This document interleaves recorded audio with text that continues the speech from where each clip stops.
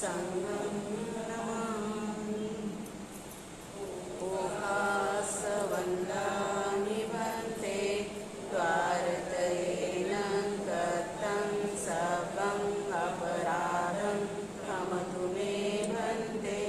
द्वितीयं हि ओहासवन्दामि भन्ते द्वारतयेन कृतं सर्वं अपराधं क्षमतु मे भन्ते। तृतीयं हि ओहासवन्दामि भन्ते द्वारतयेन कृतं सर्वं अपराधं क्षमतु मे भन्ते। ओहासहं भन्ते तिसरणेन सह पञ्चशीलं धम्मं याचामि अनुगहं कृत्वा शीलं वेदमे भन्ते। द्वितीयं ओहासहं भन्ते तिसरणेन सह पञ्चशीलं धम्मं याचामि अनुगहं कृत्वा शीलं वेदमे भन्ते। तृतीयं ओहासहं भन्ते तिसरणेन सह पञ्चशीलं धम्मं याचामि अनुगहं कृत्वा शीलं वेदमे भन्ते। यमहं वदामि तं वदेथ। आं भन्ते। नमो तस्स भगवतो अरहतो सम्मा सम्बुद्धस्स। नमो तस्स भगवतो अरहतो सम्मा सम्बुद्धस्स। नमो तस्स भगवतो अरहतो सम्मा सम्बुद्धस्स। नमो तस्स भगवतो अरहतो सम्मा सम्बुद्धस्स। बुद्धं शरणं गच्छामि। बुद्धं शरणं गच्छामि। धम्मं शरणं गच्छामि। धम्मं शरणं गच्छामि। संघं शरणं गच्छामि। संघं शरणं गच्छामि। द्वितीयंपि बुद्धं शरणं गच्छामि। द्वितीयंपि बुद्धं शरणं गच्छामि। द्वितीयंपि धम्मं शरणं गच्छामि। द्वितीयंपि धम्मं शरणं गच्छामि। द्वितीयंपि संघं शरणं गच्छामि। द्वितीयंपि संघं शरणं गच्छामि। तृतीयंपि बुद्धं शरणं गच्छामि। तृतीयंपि बुद्धं शरणं गच्छामि। तृतीयंपि धम्मं शरणं गच्छामि। तृतीयंपि धम्मं शरणं गच्छामि। तृतीयंपि संघं शरणं गच्छामि। तृतीयंपि संघं शरणं गच्छामि। शरणागमनं सम्पूर्णं। आं भन्ते। पानातिपाता वैरमणि सिक्खापदं समाधियामि। पानातिपाता वैरमणि सिक्खापदं समाधियामि। अदिन्नादाना वैरमणि सिक्खापदं समाधियामि। अदिन्नादाना वैरमणि सिक्खापदं समाधियामि। कामेषुमिच्छाचारा वैरमणि सिक्खापदं समाधियामि। कामेषुमिच्छाचारा वैरमणि सिक्खापदं समाधियामि। मुस्सावादा वैरमणि सिक्खापदं समाधियामि। मुसावादा वैरमणि सिक्खापदं समाधियामि। सुरामेरय मज्जपमादठाना वैरमणि सिक्खापदं समाधियामि। सुरामेरय मज्जपमादठाना वैरमणि सिक्खापदं समाधियामि। ते शरणेन सद्दिं पंचशीलं धम्मं साधुकं सुरक्षितं कृत्वा अपमादेन शीलसम्पादेथ। आं भन्ते। साधु साधु साधु। बुद्धं नमामि, धम्मं नमामि, संघं नमामि। आज आपण 15वी धम्मपदाची गाथा शिकणार आहोत। तर ही गाथा बुद्धाने वेळुवनामध्ये म्हणजे राजगृहामध्ये साधना करत असताना सोक्रिक नावाच्या पुरुषाला उद्देशून म्हटलेली आहे। तर ही गाथा कुठे सांगितली बुद्धाने? वेळूमध्ये एका राजगृहामध्ये एका चुंद सुग्रीक नावाच्या व्यक्तीला इदं सोचते पेच सोचते पापकारी उभयत सोचते सो सोचते सो विहन्यन्ति दिवाकम किलठमत्तिनो. इदं सोचते नाना प्रकारचं काय करतो, विचार करतो की मी कोणत्याही प्रकारचं काय पुण्य केलं नाही. पापकारी उभयत सोचते म्हणजे मी इथंही पुण्य केलेलं आहे, मरण पावल्यानंतर मी परलोकातसुद्धा काय केलं नाही, ते पुण्य केल्यामुळे काय इथेही विचार करतो की अरे मी कोणत्याही प्रकारचं काय पुण्य कर्म केलं नाही, नुसतं पापच कर्म केलं.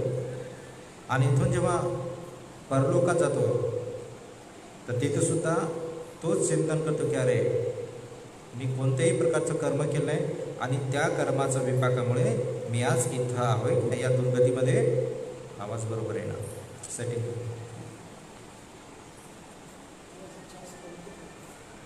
अशा प्रकारे मी ते कर्म केलेलं आहे. उभयत म्हणजे दोन्ही ठिकाणी, म्हणजे मी पाप कर्म केलं आहे बा, इथेही तो विचार करतो. जेव्हा मरत असताना काय करतो की बाबा मी फार पाप कर्म केलं आहे की नाही, मी जीवनपर्यंत काय केलं पुण्यकर्म केलं नाही असा विचार करतो. पण जेव्हा ते मरतो आणि मेल्यानंतर जेव्हा दुर्गतीला प्राप्त होतो की त्याला कर्माचा विपाक जेव्हा येते तेव्हा ते सुद्धा काय करतो, चिंतन करतो की अरे मी हे जर कर्म केलं नसतं तर आज मला दुःख अनुभवायला असतं का नाही. अशा प्रकारे तो नाना प्रकारचं तो चिंतन करतो आणि महादुःख अनुभव करतो. जसं बघा ना, एखाद्याचा मुलगा जर मेला असेल तर बघा किती चिंतन करून त्या पोराच्या नावाने किती चिंतन करून रडते. एखाद्याची पत्नी जर मरण पावली तर बघा तिचं चिंतन करून किती रडत होतो. किंवा एखादी तिच्यावर आपत्ती आली विपत्ती आली तर बघा किती प्रकारे रडतो. तर अशा प्रकारे माणसं काय करतात, महादुःख अनुभव करतात. तर म्हणून बुद्धाने ही गाथा म्हटली. तर बघा हा जो चुंद सुग्रीक आहे तर हा 55 वर्षापर्यंत काय करत होता, डुकरं असतात की नाही ते डुकराला काय करायचं, त्याला कंटिन्यू आपली त्या डुकरावर आजीविका चालवायचा, म्हणजे हत्या करून ती आजीविका तो चालवायचा. तर बघा काय करायचा तो व्यक्ती, आपल्या डुकरं आहेत की नाही त्याच्या डुकराला पकडायचा, जिवंतपणे त्याला मारायचंही नाही, त्याला पकडायनंतर काय करायचं, त्याला चाबूक किंवा छडी असते की नाही, या छडीने पूर्ण त्याचं शरीर बळून काढायचं जे लाल बुंद होईपर्यंत. तर बळवल्यानंतर काय करायचं, ज्याला समजलं की आता हे रक्ताळ याचं वरचं मांस कसं आहे, जसं बघा आपल्याला मारल्यानंतर बघा कसं आपलं सुजते आहे की नाही, तसं पूर्ण त्याचं सुजवायचा, मारून मारून लाल भडक करून टाकायचा.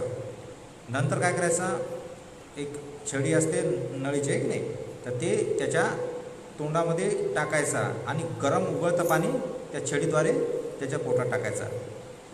त्याच्या पोटाचे अशुची आहे मधात आहे की नाही, संडास वगैरे, तर ती गरम पाणी टाकल्यामध्ये पूर्ण बाहेर यायची. अशा करायचा की जोपर्यंत निघत नाही, पूर्ण पोट साफ होत नाही, असं उकळतं पाणी त्या तोंडातून पोटात सोडायचं, त्याच्यामुळे ते पूर्ण त्याचं काय करायचं साफ व्हायचं ते.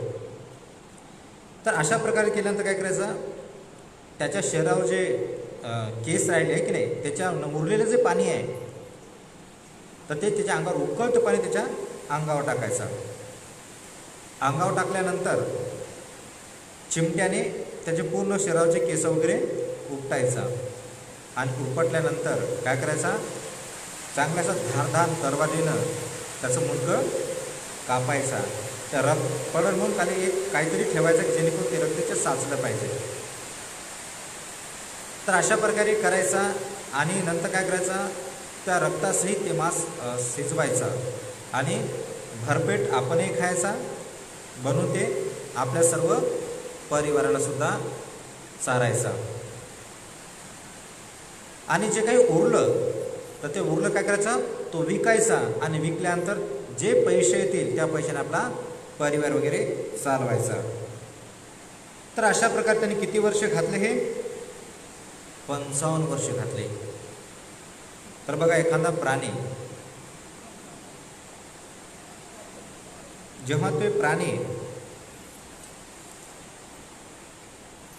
त्याला हे करत असेल, सांगा किती ओरडत असेल ते. एखाद्या जिवंत प्राण्याला जर असं जर केलं तर बघा त्याला वेदना काय होत असतील. तर अशा प्रकारे केल्यानंतर काय झालं, तर कंटिन्यू तशा प्रकारे ते काय करत, त्यांची जीविका वगैरे चालू होत होता. तर बघा, इतक्या वेळापर्यंत तो इतका लंबा जो कालावधी आहे त्यांचा, तर हे कंटिन्यू अशा प्रकारे करत चालू होता. पण जवळ बुद्ध विहार होतं. त्या विहार असूनही सुद्धा त्यांनी एक मूठ, आपण ज्याला एक मंजूळ म्हणतोय की नाही, एक मंजूळ सुद्धा त्यांनी काय केलं, त्या फुलाने तथागताची पूजा केली नाही किंवा भिक्खूची पूजा केली नाही. त्याच्यानंतर त्याने वाटीभर भात सुद्धा ना बुद्धाला दिला, ना भिक्खू संघाला एक वाटीभर भात सुद्धा त्यांनी दिला नाही, किंवा कोणतंही थोडंसंही अल्प मात्रामध्ये कोणत्याही प्रकारचं दान पुण्य त्यांनी केलं नाही. इतकं आयुष्य संपल्यानंतर, किती 55 वय संपल्यानंतर त्याला एक रोग उत्पन्न झाला. आणि रोग उत्पन्न झाल्यानंतर जिवंतपणेच त्याला त्या रोगापासून काय महावेदना होऊ लागल्या त्यांना. त्या ज्या वेदनेची आहे तर ती अशी महान त्याला तीव्रता होती, त्याला सहन होत नव्हतं ते. तर जशाप्रमाणे एखाद्या मोठे त्याला नरक तुल्य, जशा नरकामध्ये वेदना होतात तसे ते नरक तुल्य त्याला वेदना होऊ लागल्या. त्याप्रमाणे जसे एखादी अग्नी प्रज्वलित असते आणि प्रज्वलित होऊन काय करते, अशी खूप मोठ्या दूरपर्यंत त्याच्या ज्वाला हे होतात की नाही, तर तशा प्रकारे त्याला असं वाटतं की साक्षात आवीची नरकासारखं त्यांना दुःख होतं. जसे आवीचे नरकामध्ये उदाहरण सांगतात, नागसेन म्हणते मिलिंद राजाला की म्हणते नागसेन, राजा मिलिंद नागसेनला प्रश्न करतात की आवीचे नरकामध्ये अग्नी नेमकी असते कशी, धगधगती असते कशी. तर नागसेन म्हणतात की महाराज, एखादं जे सिटी आहे, गाव आहे की नाही, गावा एवढा जर पत्थर त्या नरकात, आवीचे नरकातल्या आगीमध्ये जर टाकला तर काही क्षणामध्ये काय त्याचा एकदम असा बुगदा होऊन जाते, माती होऊन जाते त्याच्या तेवढ्या मोठ्या दगडाची, ज्याला आपण काय म्हणतो राख होत जाते त्याची. किती गावा एवढा जर पत्थर जर त्या आवीचे नरकात जर टाकला तर काय त्याचं काही क्षणामध्ये तेवढ्या मोठ्या पत्थरचं काय होते, एकदम राख बनून जाते. तर माणसाची गोष्ट सोडाच. पण नागसेन म्हणतात की महाराज, तिथे जाणारा प्राणी महापापी असल्यामुळे तो व्यक्ती काय करतो, तो व्यक्ती ते काय त्याची राग बनत नाही, तिथे वेदना अनुभव करतो. बघा, दगड जर फेकला तर त्याचे 5 मिनिटामध्ये काय होते, राग बनते. पण मनुष्य जेव्हा तिथे जातो तर कंटिन्यू पेटत राहतो, असे पेटतो फक्त तो, पण त्याची राग होते का नाही, महान दुःख अनुभव करतो.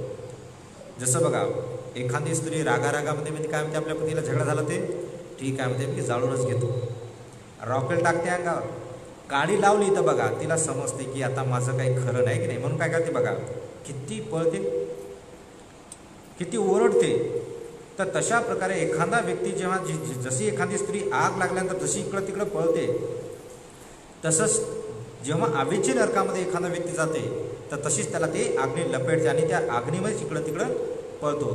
पण ती अग्नी काय इतकुशी आहे का, कितीतरी योजनपर्यंत आहे.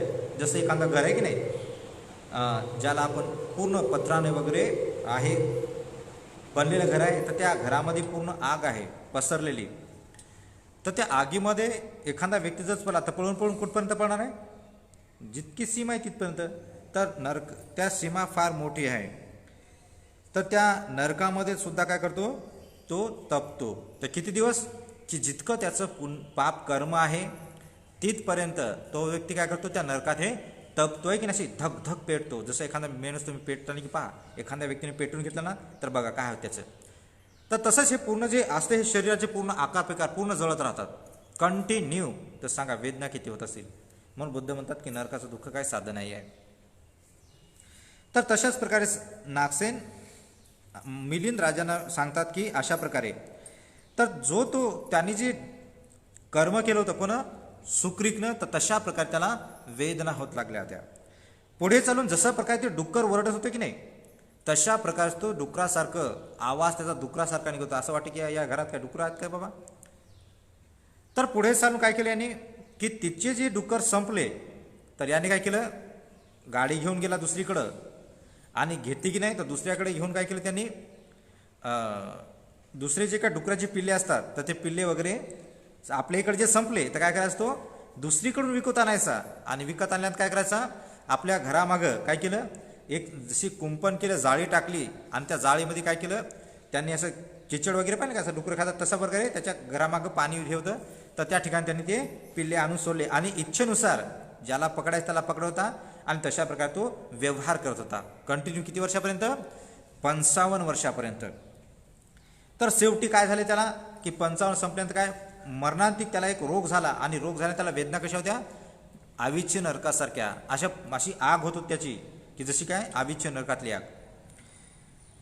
तर समोर चालून त्याचं जे ओरडत होता तर कसा ओरडत होता. आज आग झाली तर आपण ओरडतो कसं, तर त्याची ओरडण्याची पद्धत कशी झाली होती डुकरासारखी. डुक्कर जसं मारल्यानंतर ओरडते तसंच त्याचा आवाज होता. तर तो आवाज कंटिन्यू दिवसेंदिवस वाढत होता. त्याचा परिवार काय करत होता त्याचा परिवार ठेवता. मग त्याने काय केलं त्यांना त्याचे हातपाय बांधून वगैरे ठेवले की जेणेकरून जास्त ओरडते का तोंड वगैरे पट्ट्या वगैरे बांधल्या. पण कर्माचा विपाक असला तर त्याला बांधू शकते का कोणी नाही. तर तशाच केल्यानंतर जसं डुक्कर हे करते चालते तशा प्रकारे घुटण्यावर झाला तो व्यक्ती. बघा समोर हात केले आणि घुटण्यावर की नाही जसं डुक्कर केलं तसं इकून ते तिकडं पळायचं आणि तिकून इकडं पळायचं वेदनेमुळे. तर अशामुळे जे समोर येईल त्याला त्याचं डोकं लागायचं आणि ते डोकं लागल्यानंतर रक्त बंबाळवायचं. ते इकडं तिकडं पडल्यानंतर ते लागायचे ना आपल्या ज्या घरात जे वस्तू असतात त्या वस्तूला ते काय करायचं लागायचं जाऊन टक्कर मारायचा. तर त्या वस्तू फुटायच्या त्याला सांगा किती लागत असेल. तर असं केलं हे जास्तीत जास्त प्रमाणामध्ये वाढलं. तर त्या लोकांनी असं वाटलं आणि ते इतकं रात्रीला ओरडायचा की जवळपासच्या घराला सुद्धा झोप लागायची नाही इतका ओरडायचा. त्या घरच्याला वाटलं की घरच्या लोकांनी काय केलं मग त्याला एक स्पेशल याची रूम वगैरे बनवली. त्या रूममध्ये त्याला दिलं टाकून कुलूप लावून तिथं रक्षक ठेवले आहे की नाही की हा व्यक्ती बाहेर निघला पाहिजे. तर अशा प्रकारे त्यांनी मरणांतिक वेदना अनुभव केल्या. तर अनुभव केल्यानंतर काय केलं तर 7 दिवसापर्यंत त्याने महादुःख अनुभव केलं. तर त्या दिवशी एक भंते जवळपास जात होते.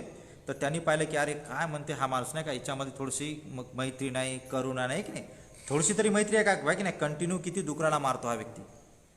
अशा प्रकारे गेला आणि ते त्यांनी बुद्धाला सांगितलं की हा व्यक्तीकडे मरण पावला. तर म्हणाला भंते हा चुंद सोकरी किती निर्दयी आहे नाही थोडीशी दया नाही याच्यामध्ये कंटिन्यू डुकराला मारत आहे की नाही. त्या डुकराला असं म्हणल्यानंतर बुद्ध म्हणतात भिक्षुनो तो डुक्कर नव्हतं कोणाचा तो स्वतः चुंदही होता ते. कारण कसा तो 7 दिवसापर्यंत कसं झाला त्याचं महान त्याला रोग उत्पन्न झाला. त्या रोगामुळे त्याला भयानक अशा वेदना अनुभव होत होत्या आणि त्यामुळे त्याचा आवाज कशा बनला डुकरासारखा बनला. तुम्हाला असं वाटत होतं की डुकरालाच मारत आहे पण स्वतःच तो डुकरासारखा आवाज होता. तर अशा प्रकारे केल्यानंतर बुद्ध म्हणतात की तो मरण पावल्यानंतर तो कुठे गेला आवीची महानरकात निघून गेला. तर अशा प्रकारे त्यांनी काय केलं कर्म केलं. कर्म करताना बघा त्याला किती चांगलं वाटलं. तसंच आपण जेव्हा हे कर्म करतो तर आपल्याला सुद्धा काय ते खूप चांगलं वाटते खूप बरं वाटते. पण त्याचा जेव्हा विपाक आला ना तर त्या विपाक आल्यानंतर ते विपाक ना कोणी घेणारा असतो. आपल्याला एखादी वेदनाशी दुसरा व्यक्ती घेऊ शकतो का. आपण एखाद्या व्यक्तीला म्हणतो बघ घे रे खाय तू थोडंफार पण त्याची वेदना घेऊ शकतो का आपण नाही. म्हणून आपण जेव्हा काय ना आपण कृत्य करतो हत्या करतो आहे की नाही तर ते हत्या करतो तर कुठपर्यंत आपल्याला त्याचं बरं वाटते की जोपर्यंत त्याचा कर्माचा विपाक येत नाही तोपर्यंत खूप आनंदाने करतो. पण त्याचा कर्माचा विपाक आला तर बघा किती भयानक वेदना भोगाव्या लागतात त्यांना. तर बघा मी सुद्धा अशाच प्रकारचा एक व्यक्ती पाहिला. नवस करणारा व्यक्ती पाहिलं ना तुम्ही, दरवर्षी नवस करायचा आहे की नाही, याच्या नावाने करायचा, त्याच्या नावाने करायचा, बकरी कापायचा. पण त्याची जी मृत्यू होती ना, माझ्या घरचे सांगत होते की भन्ते 7 दिवसापर्यंत बकऱ्यासारखं ओरडलं म्हणे. मी म्हणतो आई काय करत आहे तू, की भन्तेजी आम्ही घरात आहो, आम्हाला लय आवाज येत आहे. म्हणजे 7 दिवसापर्यंत तो व्यक्ती बकऱ्यासारखं ओरडला आणि अंतिममध्ये नातेवाईक सुद्धा जवळ जायला तयार नव्हते. तर सांगा मृत्यू बघा किती वर्षापर्यंत त्यांनी पापकर्म केलं, तर बघा शेवट बघा 7 दिवसामध्ये महादुःख अनुभव केलं. आपण अशा प्रकारे प्रकरण बघतो की नाही. तर त्यांनी जे कर्म केलं त्याची सुरुवातच इथून झाली. शेवटीचे जे 7 दिवसाचं ना, तर महादुःख अनुभव होते त्या व्यक्तीला, थोडंसं नाही. मग लोक काय करतात, त्याला घरात कोंडून ठेवतात. त्या माणसाला सुद्धा घरात कोंडून ठेवलं होतं. मी म्हणलं काय माणूस होता, आहे की नाही. नवस करायचा, नवस करणारा व्यक्ती. कोणी म्हणते आमचा आराध्य देवता आहे नाही का, कोणी म्हणते हे आहे, कोणी म्हणते मला पोरग झालं म्हणून मी कंटिन्यू नवस करतो. तर बघा तो करते, पण जेव्हा दिवस होतात तर ते दिवस त्याला आठवतात, त्याला समजते. काय म्हणते इधं सोचती, इथे सोच म्हणजे इथे विचार करतो की अरे हे माझ्यासोबत झालं, कशामुळे झालं, की अरे मी जीवनपर्यंत हे कर्म केलं होतं, असं चिंतन करतो. पेच सोचती, इधं सोचती पेच सोचती. आता या जन्मात शेवटी तो विचार करतो ना की मला हे दुःख आहे हे कशामुळे आलं, की मी जिंदगी म्हणजे जेव्हापासून समजते मला तेव्हापासून हे कर्म मी करत आलो, हे की नाही. त्याचं तो चिंतन करते, विचार करते. आणि जेव्हा मरण करतो, तर जेव्हा तो नरकात जातो, तर तो म्हणतो जेव्हा त्याला नरकीय दुःख अनुभव होते तेव्हा म्हणतो की अरे मी ते कर्म केलं आणि त्याच्यामुळे मी नरकात येऊन हे दुःख अनुभव करत आहो. पापकारी अभयत सोचती, म्हणजे मी हे पाप कर्म केलेलं आहे. आणि अभयत म्हणजे दोन्ही ठिकाणी मनुष्य लोकात जे पाप कर्म केलं आणि त्या पाप कर्माचा तिथं तर मी ते शेवटीला ते दुःख अनुभव केलं आणि तेच दुःख आता मी इथे सुद्धा अनुभव करत आहो, भोगत आहो की नाही. अशा प्रकारे तो करतो, विचार करतो. अभय तर सोचते, तसा विचार करतो. कशामुळे दिसवा कम्म किलठ मतानो, की मी तसं कर्म केलं, हे की नाही. आणि कसं कर्म केलं, दूषित मनाने केलं, हे की नाही.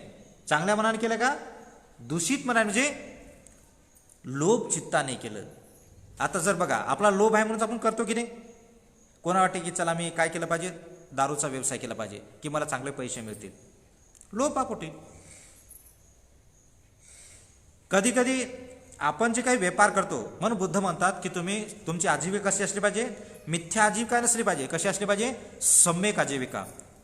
म्हणून बुद्ध म्हणतात की सम्यक आजीविका कोणती आजीविका असली पाहिजे, की मी कोणत्याही प्राण्याचा मारून त्याचं मांस विकणार नाही, त्याचप्रमाणे मी शस्त्र बाळगून माझी जीविका चालवणार नाही, जहरचा व्यापार करून मी माझी जीविका चालवणार नाही, किंवा विक्रीचा व्यापार, जसे मुलांना एखाद्या माणसाला विक्रीचा व्यवहार करतात नाही लोक, तर ते व्यवहार करणार नाही. तर ह्या चार गोष्टी सोडून मी दुसरा व्यवहार करेल, त्याला म्हणतो आपण सम्यक आजीविका. सम्यक आजीविकामध्ये मिथ्या आजीविकामध्ये किती गोष्टी येतात, 4 आजीविका. शस्त्र विकून व्यापार न करणे, जहर विकून व्यापार न करणे, दारू हे जहरमध्येच आली. त्याच्यानंतर प्राणी हत्या करून त्याचं मांस न विकणे आणि मनुष्याला विकणे, आहे की नाही. तर ह्या ज्या गोष्टी आहेत ते काय म्हणतात, याला मिथ्या आजीविका म्हणतात. तर तो व्यक्ती ह्या 4 आजीविका करत नाही. पण जे व्यक्ती या 4 गोष्टी करतात तर त्याला काय म्हणतात, की आजीविका कशी आजीविका, त्यांनी मिथ्या आजीविका केलेली आहे. सम्यक आजीविका केली का नाही. तर त्यामुळे त्याचा जो कर्माचा विपाक येतो. तर बघा आपण ज्या ह्या गोष्टी ऐकतो, तर अशा गोष्टी आपण कधी कधी पाहतो की नाही. काय काय लोकांना बघा अशी बिमारी होती ना, तर बघा घरात त्या पलंगावरच पडून राहतं. बघा किती वेदना, महावेदना होतात, खूप वेदना, आहे की नाही. घरचे लोक सुद्धा त्याला त्रस्त होतात. कधी कधी काय काय लोक इतक्या वेदना ते ओरडतात. तर वेदना कशामुळे झाल्या, त्यांनी केलेल्या पाप कर्माच्या गोष्टीमुळे. मग आता पाप कर्म किती प्रकारे केले जाते, 3 प्रकारे. कायाने हत्या करणे, कायाने चोरी करणे, कायाने व्यभिचार करणे. या कायाने करणारं पाप कर्म. वाचेचं पाप कर्म कोणतं आहे मग, खोटं बोलणे, चहाडी करणे, चुगली करणे, व्यर्थ बकवास करणे, हे वाणीचं पाप कर्म. आणि मनाचं पाप कर्म काय? लोभ करणे, द्वेष करणे आणि मिथ्या दृष्टी करणे. मिथ्या दृष्टी म्हणजे की मी हे वाईट जरी करत आलो याचा मला विपाक भेटणार नाही, आहे की नाही. तर अशा प्रकारे त्याला काय म्हणतात? लोभ करणे. अरे हवस, अरे हे मला मिळालं पाहिजे, ते मला मिळालं पाहिजे की नाही, अशी आशा. जी गोष्ट मिळत नाही तर ती गोष्ट सुद्धा आशा ठेवून करते, लोभी. इच्छा तर लय करते पण दुसऱ्याला द्यासाठी इच्छा ठेवते का? नाही. तर त्या व्यक्तीला आपण लोभी व्यक्ती म्हणतो, की थोडंसंही कोणाला देत नाही. आपली जी संपत्ती आहे लोभ चित्ताने हे करते, की नाही, कमावते लोभ चित्ताने. अरे हे मला मिळालं असतं, हे मला असं असतं, मला हे, आणि जे मिळालं ते थोडंसंही दुसऱ्याला देत नाही, इतका लोभी व्यक्ती असतो. द्वेष चित्ताने काय करतो? अरे याचं नुकसान हो, याचं हे. बघा काय काय लोक रात्रंदिवस दुसऱ्याच्या विषयी नष्ट होण्यासाठी सदैव चिंतन करत असतात, की अरे याच्या पोरीची प्रगती होऊ नये, याच्या पोराची प्रगती होऊ नये, याचा विनाश व्हावा, याची बायकोचा विनाश व्हावा, याचा घराचा विनाश, याची संपत्ती नष्ट, आहे की नाही. कंटिन्यू काय करतात? द्वेषी चित्ताने एकुणेकावर आरोप करतात. म्हणलं नाही तरी म्हणतात यांनी मला शिवी दिली. भांडणं जर करायची असेल तर बघा कोणते ना कोणते कारण लावतात. छोटूसं कारण असं आहे की नाही, कोणी जाणून म्हणते अरे ही माझ्या इकडे थोडंसं पाणीच त्या फेकलं म्हणतात खरकट, आहे की नाही. तुम्ही याकडे असं नजरच असे मोठे मोठे डोळेच करून पाहिलं म्हणतात. छोट्या छोट्या गोष्टीला काय करतात? द्वेष चित्त. द्वेषाने काय करतात? झगडे करतात, मारामारी करतात.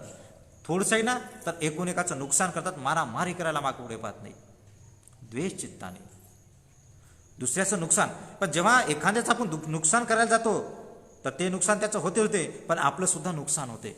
एखाद्याला मारायचा प्रयत्न करतो आपण, एखाद्याला मारलं, त्याचं नुकसान केलं, पण त्याचा परिणाम बघा, आपलं जीवन जलात जाते, सडते आपलं जीवन.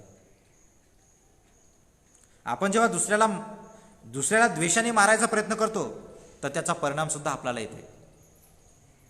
जेव्हा आपण ही कोर्ट कचेरी करायला तो बघा, एखाद्या व्यक्तीला मारहाण केली, आपण कोर्टात गेलो तर ते कोर्ट कचेरी या करण्यासाठी बघा आपल्याकडे धन आहे ना, खर्च ते. मग जे आपण त्याच्या स्वभावामध्ये लोक असतो की नाही, तर आपण सुद्धा त्याला सहकार्य करतो की नाही. आपल्याला माहित आहे की बा याचा गुन्हा आहे, तरी आपण त्याकडे राहतो की नाही म्हणतो त्यांनीच गुन्हा केला, म्हणजे त्या अपराधामध्ये आपणही सहभागी घेतो. म्हणजे पाहून सुद्धा आपण काय म्हणतो? नाही म्हणतो, मी पाहिलं म्हणतो, जवळ तर म्हणतो, अहो याने हातही लावला नाही म्हणतो, त्यांनीच मारलं म्हणतो याला. म्हणजे बघा आपल्याला माहित आहे, पण आपण कशामुळे बोलतो? लोभापोटी. त्याला वाटतं की बाबा याच्याकडून जर बोलतो हे आपल्याला काही ना काही देईल. आता बघा हे करणारे बघा त्या लोकांना बघा कशी पार्ट्या असतात की नाही. त्याच्याकडून जर बोललं तर बघा तिथून येताना बघा मटण घेऊन देतात, त्याला दारू घेऊन देतात, पैसे देतात, आहे की नाही. काय म्हणते की माझ्याकडून बोलला की नाही, माझ्या फेवरमध्ये बोलला हा माणूस, त्याला वाटते बरं आहे ना, रोजही याला आपल्याला, की नाही, का इकडे जाण्यापेक्षा रोज भेटत आहे, मटण भेटत आहे, दारू भेटत आहे की नाही. म्हणून त्या अपराधामध्ये काय करतो? तोही व्यक्ती सहभागी होतो. असं वाटत नाही त्याला की अरे मी जे खात आहो तर हे जहर आहे, याचा परिणाम याच्यासोबत मलाही, याचा परिणाम, या पाप कर्माचा परिणाम मलाही येत नाही. आता एखादा चांगला व्यक्ती आहे, आपण जर त्याला पाहिलं नाही, आता जसा एखादा व्यक्ती चांगला आहे, सिलवान आहे, त्या व्यक्तीला जर आपण हे केलं तर त्याचा परिणाम मात्र आपण पाहणारा व्यक्ती जर पाहून जर त्याला जर हे केलं, मदत केली नाही तर त्याचा विपाक त्याला येतो. बरं, असं नाही की बा मी काहीच केलं नाही मला कसा काय परिणाम आला. तर बुद्ध म्हणतात की ज्या व्यक्तीला अन्याय करत आहे तर ते अन्याय आपण जर करत असताना आपण जर डोळ्यांनी पाहिला तर त्याचा आपण काय केलं पाहिजे? त्याला मदत केली पाहिजे. त्याला मदत करणे म्हणजे आपण पुण्य करत आहोत. तर आपण त्या गोष्टी करतो का? आपण करत नाही की नाही. पण झगडे पाहायला बघा किती लोक जमतात. चांगल्या कामं करण्यासाठी लोक जमतात का? की बाबा चला पुण्याचं काम आहे की नाही, आपण विहारात गेलं पाहिजे, सील पालन केलं पाहिजे, भंतेची सेवा केली पाहिजे, आहे की नाही, दान कर्म केलं पाहिजे, सील पालन केलं पाहिजे, ध्यान केलं पाहिजे, विहाराची साफसफाई केली पाहिजे. तर ह्या चांगल्या गोष्टी आपण म्हणत येतात का? आपण करतो का? नाही. पण वाईट गोष्टी करण्यासाठी बघा किती वेळ आहे आपल्याकडं. काय काय लोक कंटिन्यू टी व्ही पाहत बसतात, आहे की नाही. कारण बघा त्या सिरियलमध्ये काय सासू सुनाचा झगडा आहे, आपण त्याला मस्त करम पाहतोय की नाही. पण आपल्यामध्ये जी संधी आहे आपण ते करतो का? आपल्या मनामध्ये बघा ते पाहिल्यानंतर आपल्यामध्ये दोष येते की नाही, द्वेष येते की नाही. आता एखादी ते सुना सासूचा झगडा झाला तर आपण बघा पाहून काय काय स्त्रिया लढतात. तुम्ही पाहिलं असेल की बघा म्हणतात किती अन्याय करायला. मग मनात येते की अरे हिला मारायला लोक आहे की नाही, जाणून बुजून करायला की नाही. म्हणजे आपण पाहतो ते तर वेगळं झालं, पण पाहून आपण प्रतिक्रिया आपल्या मनात चित्तामध्ये बघा किती वेगात प्रतिक्रिया तयार करते. म्हणून बुद्ध म्हणतात की चित्त बघा तिथंच तुम्ही केलं नाही ना, पण तरी तुमचा कर्माचा विपाक कुठं तयार केला तुम्ही? द्वेष मनात तुमचा तयार झाला. म्हणून बुद्ध म्हणतात की कर्माचा विपाक तुम्ही कायनं जरी नाही केला, वाणीने जरी नाही केला, तर तुमच्या चित्तामध्ये चाला. आणि बुद्ध म्हणतात या दोनपेक्षा जास्त प्रबळ कोण आहे? चित्तच आहे. म्हणून आपण डायरेक्ट काम कुठून करायलो? चित्तातून. कोण म्हणतात बाबा मी तर काहीच केलं नाही, मला हा विपाक कसा काय? चित्तामधून केला ना, मनातून. टीव्ही पाहताना बघा एखाद्या जर व्यक्तीवर अन्याय होताना बघा तुम्ही किती चिडता आणि म्हणतो की अरे हे सासू बघा किती सुनाला त्रास दिले, नाही मग या सुनच चुकायला की नाही, या सुनाला मारायला पाहिजे. बघा तुमच्या आपोआप तुमच्या चित्तात ते येऊन जाते. तर बघा हत्येचा विचार आला म्हणजे द्वेष विचार तुमच्यामध्ये आला.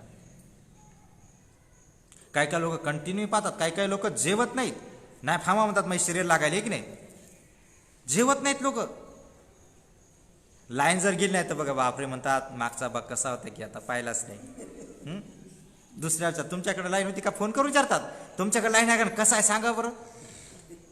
बघा आपण आपल्या चित्ताला काय करत आहोत. म्हणून आपल्या चित्तामध्ये काय असली पाहिजे? मैत्री भावना असली पाहिजे. आपल्या चित्तामध्ये करुणा भावना असली पाहिजे. आपल्या चित्तामध्ये मुदिता भावना असली पाहिजे. आपल्या चित्तामध्ये उपेक्षा भावना असली पाहिजे.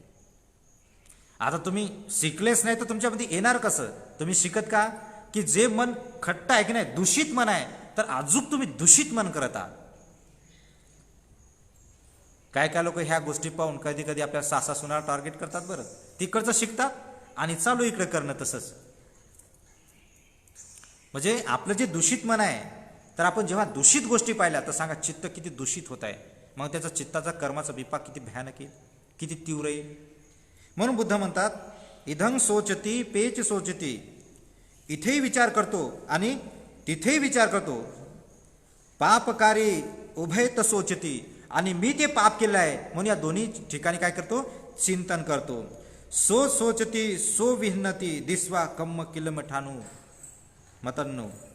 तर अशा प्रकारे म्हणतो की अरे मी हे कर्म केलं होतं आणि त्याचा हा मला विपाक आहे म्हणून काय करतो? महादुःख ते विचार करून महादुःख अनुभव करतो. म्हणून आपल्या जीवनामध्ये जेव्हा ही गोष्ट आपण ऐकतो तर ऐकल्यानंतर आपल्या मनामध्ये कोणता वितर्क केला पाहिजे? आपण वितर्क केला पाहिजे की माझ्या मनामध्ये असा पाप वितर्क नाही आला पाहिजे. मी कायेने कर्म नाही केलं पाहिजे, पाप कर्म, वाचनेही पाप कर्म नाही झालं पाहिजे आणि मनाने सुद्धा पाप कर्म नाही केलं पाहिजे. असा विचार केला पाहिजे की बा मी यानंतर कधी हत्या करणार नाही. किती भयानक कर्माचा विपाक आला, त्याग केला पाहिजे की माझ्याकडून जे झाल्या गोष्टी जाऊ द्या, पण यानंतर मी ह्या गोष्टी करणार नाही. तुम्ही त्यागली ते गोष्ट. अरे मी वाचने अशा प्रकारे म्हटलो होतो, तर आजपासून मी सदैव मैत्री चित्तानेच बोलेल. मी मनामध्ये लोभ करणार नाही, मी सदैव दान द्यायचा प्रयत्न करेल. मी कधी द्वेष करणार नाही कोणाविषयी, मी मैत्री करेल. मी मिथ्या दृष्टी करणार नाही. मी बघेल की अरे मी जे कर्म करत आहो त्याचा परिणाम मलाच येणार आहे, त्याला नाही. मी जे काही चांगल्या गोष्टी करेल त्याचा मालक मी आहो. कम्म दाया दो कम्म येऊनी कम्म पटिसरणो. जे कर्म करेल ते दायाद आहे. कम्म येऊनी, ते कर्म केल्यानंतर त्या कर्माचा विपाक मला पुढच्या जन्मात येणार आहे, तसाच माझा जन्म नाही. कम्म बंधू, मी जे कर्म करेल ते माझा भाऊ आहे. कम्म पटिसरणो, त्यानुसार मला हे होणार आहे. तर अशा प्रकारे आपण चिंतन केलं पाहिजे. जसं मी करेल तसा परिणाम त्याचा येणार आहे. बघा या चुंद सुक्रीकनं बघा कशा प्रकारे केलं होतं, किती आनंद घेतला त्याने. मांस खाताना किती आपल्या जिभेला चटका आहे, तर बघा तोच चटका बघा माणसाला किती महादुःख अनुभव करायला होतो. तर आपल्या जीवनामध्ये राहत असताना आपण सदैव पहिल्या शीलाचं चिंतन केलं पाहिजे की बाबा मी कोणत्याही मनुष्याची किंवा प्राण्याची हत्या करणार नाही. मी कधी चोरी करणार नाही. मी हत्या न करेल तर काय करेल? मी सर्वाविषयी मैत्री करेल. मी चोरी करणार नाही तर मी काय करेल? मी सदैव जसं आहे तसं मी थोडं थोडं दान कर्म करेल. मी व्यभिचार करणार नाही. माझा पतीमध्ये मी संतुष्ट राहील. मी दुसऱ्यांना राग चित्ताने पाहणार नाही. मी खोटं बोलणार नाही, मी सत्य बोलेल. मी निरर्थक बोलणार नाही, मी धर्मचर्चा करेल, सत्य बोलेल, इकडची गोष्ट तिकडं सांगणार नाही.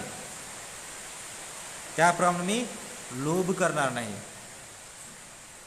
जे आहेत त्याच्यामध्ये मी संतुष्ट राहील. द्वेष करणार नाही. मी द्वेष चित्ताने कार्य करणार नाही.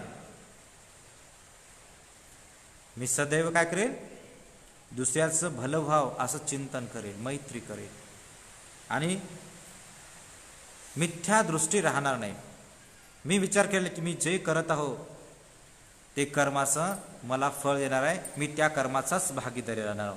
जसे जसे कर्म करेल त्याचा परिणाम मला येणार आहे. तर अशा प्रकारे आपण जे दूषित चित्ताने कार्य करतो त्याचा परिणाम आपल्याला तशा प्रकारे जसे केले तसाच प्रकार त्याचा आपल्याला विपाक प्राप्त होतो. पण आपण जर चांगले कर्म जर केले स्वच्छ मनाने तर त्याचा परिणाम सुद्धा स्वच्छ येते. तर कसं कार्य केल्यानंतर माणसाला, आता तुम्ही पाहिलं होतं या माणसाने किती हत्या करून कसं कार्य केलं होतं, त्याची गती काय झालेली आहे. तर उद्या आपण स्वच्छ मनाने कसं कार्य केल्यानं त्याचा विपाक काय आहे तर ते आपण उद्याच्या भागामध्ये पाहूया. म्हणून तुम्हाला जास्त न सांगता इथेच थांबतो. तुमच्या सर्वांचं मंगल हो. म्हणा साधू साधू साधू.